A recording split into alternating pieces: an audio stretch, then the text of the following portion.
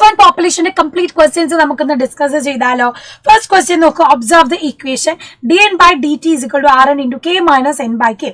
Which type of growth curve does it represent എന്നാണ്. ഈ തന്നിട്ടുള്ളത് ഏത് കർവ് ആണ്? ലോജിസ്റ്റിക് ഗ്രോത്ത് കർവ് ആണ്. ലോജിസ്റ്റിക് ഗ്രോത്ത് കർവ് ആണ്. What do the following notation represent? n എന്ന് പറയുന്നത് എന്താണ്? പോപ്പുലേഷൻ ഡെൻസിറ്റി ആണ്. ഓക്കെ. ആർ എന്ന് പറയുന്നതോ intrinsic rate of natural increase.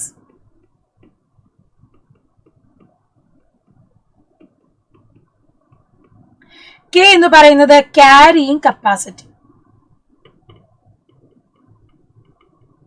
ഇങ്ങനൊരു ക്വസ്റ്റ്യൻ ഉറപ്പായിട്ട് വരാറുള്ളതാണ് കേട്ടോ.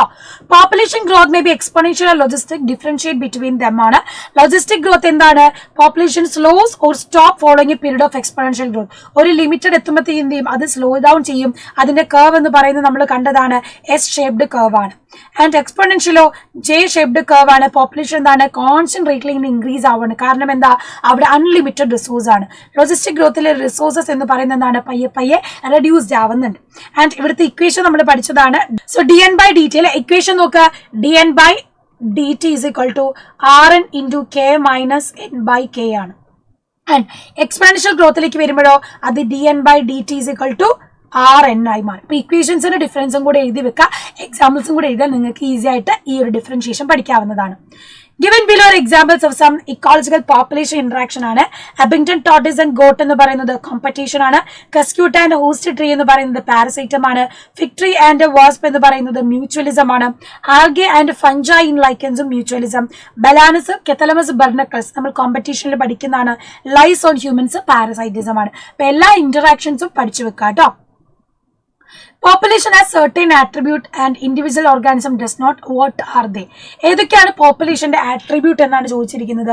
അപ്പൊ പോപ്പുലേഷന്റെ ആട്രിബ്യൂട്ട് നമുക്ക് ഒന്ന് പറയാം. ബർത്ത് റേറ്റ് ഉണ്ട്. രണ്ടാമത്തേത് ഡെത്ത് റേറ്റ് ഉണ്ട്.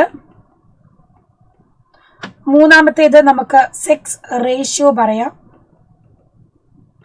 നാലാമത്തേത് ഏജ് ഡിസ്ട്രിബ്യൂഷൻ പറയാം. ഇതൊക്കെ പോപ്പുലേഷന്റെ സർട്ടൈൻ ആട്രിബ്യൂട്ടുകളാണ്. ഇനി ഇത് കൂടാതെ നിങ്ങൾക്ക് എമിഗ്രേഷനും ഇമിഗ്രേഷനും ആഡ് ചെയ്യാവുന്നതാണ്. ഇമിഗ്രേഷൻ ആണെങ്കിലും ഒക്കെ എന്താണ്? പോപ്പുലേഷൻ ഡെൻസിറ്റിനെ കണക്ട് ചെയ്യുന്ന അല്ലെങ്കിൽ പോപ്പുലേഷൻ ഡിഫറെന്റ് ആട്രിബ്യൂട്ട്സ് ആണ്, പ്രധാന ആട്രിബ്യൂട്ടുകളാണ് ഇവിടെ പറയുന്നത്. അടുത്ത നോക്കിയാൽ ഡയഗ്രാം വെച്ചിട്ട് ക്വസ്റ്റ്യൻ തന്നിട്ടുണ്ട്. ഐഡന്റി രണ്ട് ക്വസ്റ്റ്യനും സെയിം ആണ്. ഇത്തരത്തിൽ പല രീതിയിൽ ക്വസ്റ്റ്യൻ വരാം. So A B growth curve ഏതാണെന്നാണ്. എ എന്ന് പറയുന്നത് ഏതാണ്? എക്സ്പോണൻഷ്യൽ ഗ്രോത്ത് കർവ് ആണ്. Exponential growth curve. ബി എന്ന് പറയുന്നത് ലോജിസ്റ്റിക് ഗ്രോത്ത് കർവ് ആണ്.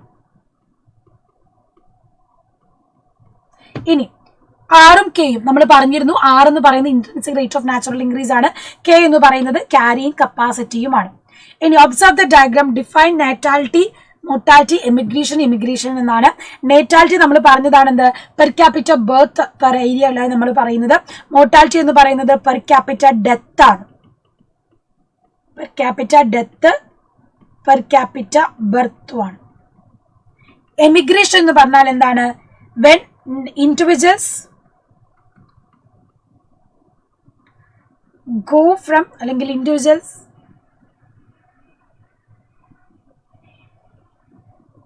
move to another habitat. നമ്മുടെ ഹാബിറ്റാറ്റിൽ നിന്ന് മറ്റൊരു ഹാബിറ്റാറ്റിലേക്ക് പോവുകയാണെങ്കിൽ അതെന്താണ്?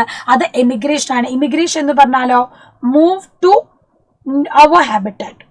നമ്മുടെ ഹാബിറ്റാറ്റിലേക്ക് പുതിയതായിട്ട് ജോയിൻ ചെയ്തതാണെങ്കിൽ അതിനെയാണ് നമ്മൾ ഇമിഗ്രേഷൻ എന്ന് പറയുന്നത്. ഇനി identify to age pyramids A and B shown below and select the correct option എന്നാണ്. ഇവിടെ നിങ്ങൾക്ക് കാണാം പ്രീ റീപ്രൊഡക്റ്റീവും റീപ്രൊഡക്റ്റീവും ഒരേ ലെവലിലാണ്. അതുകൊണ്ട് അത് സ്റ്റേബിൾ പോപ്പുലേഷൻ ആണ്. പ്രീ റീപ്രൊഡക്റ്റീവ് കുറവായതുകൊണ്ട് ബി എന്ന് പറയുന്ന ഡിക്ലൈനിങ് പോപ്പുലേഷനുമാണ്. സോ പിരമിഡ് തന്നാൽ ഐഡന്റിഫൈ ചെയ്യാൻ പഠിക്കണം. ഇതുപോലെയാണ് ഫിഗർ തന്നിട്ട് ക്വസ്റ്റ്യൻസ് വരിക. അടുത്ത ക്വസ്റ്റ്യൻ നോക്കാം. പോസിറ്റീവും നെഗറ്റീവും പാരസൈറ്റിസം ആണ്. നെഗറ്റീവ് തന്നാൽ നമുക്കറിയാം കോമ്പറ്റീഷൻ ആണ്. പോസിറ്റീവ് ആണെങ്കിലോ അത് മ്യൂച്വലിസം ആണ്. പോസിറ്റീവ് 0 ആണെങ്കിൽ അത് കെമൻസാലിസം.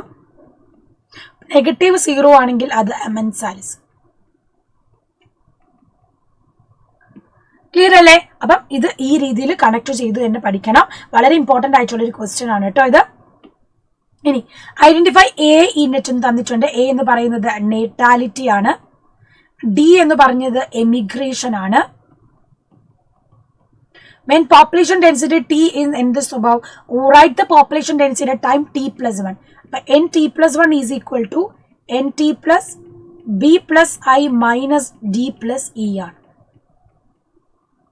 ഇതാണ് ഇക്വേഷൻ. പോപ്പുലേഷൻ ഡെൻസിറ്റിയുടെ ഇക്വേഷൻ ചോദിച്ചാൽ എന്തായാലും ഈ ഒരു ഇക്വേഷൻ പഠിച്ചു വെക്കണം കേട്ടോ. ഇനി differentiate between parasitism and competition. എങ്ങനെ നമുക്ക് ഡിഫറൻഷിയേറ്റ് ചെയ്യാം പാരസൈറ്റിസവും കോമ്പറ്റീഷനും? പാരസൈറ്റിൽ ഒന്ന് പാരസൈറ്റ് ആണ്, അതർ എന്താണ് ഹോസ്റ്റ് ആണ്. കോമ്പറ്റീഷനിൽ രണ്ടാളും അങ്ങോട്ടും ഇങ്ങോട്ടും എന്താണ് കോമ്പീറ്റ് ചെയ്യുന്നതാണ്. ഒന്ന് ബെനിഫിറ്റഡും ഒന്നും കിൽഡ് ആണ് പാരസൈറ്റിൽ. കോമ്പറ്റീഷനിൽ ബോത്ത് ആർ എന്താണ് ഡെട്രിമെന്റൽ ആണ്. പാരസൈറ്റിൽ പോസിറ്റീവ് നെഗറ്റീവ് ആണ്, കോമ്പറ്റീഷനിൽ നെഗറ്റീവ് ആണ്. എക്സാമ്പിൾ കസ്ക്യൂട്ട ആണ്, ഷൂ ഫ്ലവർ പറയാം. കോമ്പറ്റീഷനിലോ ഫ്ലമിംഗോസ് ആൻഡ് ഫിഷസ് കോമ്പീറ്റിംഗ് പറയാവുന്നതാണ്.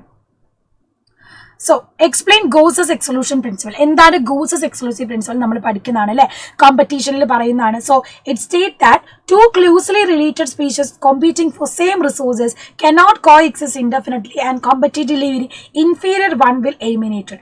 ഏറ്റവും ബെസ്റ്റ് എക്സാമ്പിൾ ആണ് അബിങ്ടൺ ടോർട്ടോസ് ഇൻ ഗാലപ്പഗോസ് ഐലൻഡ്. അവിടുത്തെ ടോർട്ടോസും അതുപോലെ തന്നെ ഗോട്ട് ഇൻട്രൊഡ്യൂസ് ചെയ്തപ്പോൾ രണ്ടുപേരും കോമ്പറ്റീഷനായി ഇൻഫീരിയർ എന്തായി അവിടെ എലിമിനേറ്റഡ് ആയിപ്പോയി. So greater browsing efficiency of goat or feeding efficiency of one species is reduced by the interfering presence of one species. അപ്പൊ എപ്പോഴും കോമ്പറ്റീഷൻ ഉണ്ടാകുമ്പോൾ ഇൻഫീരിയർ വൺ എലിമിനേറ്റഡ് ആവും എന്നുള്ളതാണ് എന്ത് ഗോസസിന്റെ കോമ്പറ്റീറ്റീവ് എക്സ്ക്ലൂഷൻ പ്രിൻസിപ്പിൾ എന്ന് പറയുന്നത്. സോ ഇത്രയും ക്വസ്റ്റ്യൻസ് ആണ് ഈ ഒരു ചാപ്റ്ററിൽ നിങ്ങൾ പഠിക്കേണ്ടത്. അപ്പൊ നല്ല രീതിയിൽ ബുദ്ധിപൂർവ്വം ആലോചിച്ച് ക്വസ്റ്റ്യൻ എഴുതുക, അടിപൊളിയായിട്ട് കോൺഫിഡന്റ് ആയി ചെയ്ത. All the best.